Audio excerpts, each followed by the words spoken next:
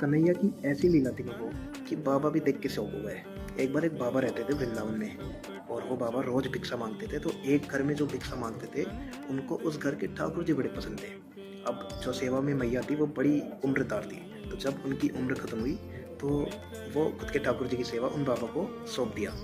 तो बाबा रोज सेवा करते, बाबा बहुत स्नेह करते थे उन ठाकुर जी से। एंड बाबा कभी अलग अलग चीज़ों से भोग लगाते, कभी रोटी, कभी बाटी, कभी चूरमा, मतलब अलग अलग सामग्री से भोग लगाते थे।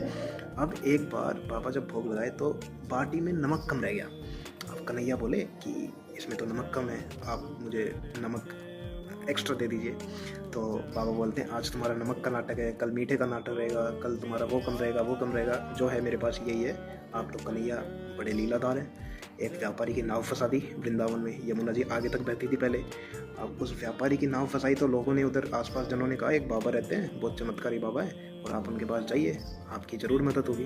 तो वो जाते हैं उनके पास, और उनको आते ही, व्यापारी को देखते ही बाबा समझ जाते हैं कि इन्होंने महाजन फंसा लिया, कोई कोई तो फंसा लिया जिससे नमक की व्यवस्था करनी है इनको।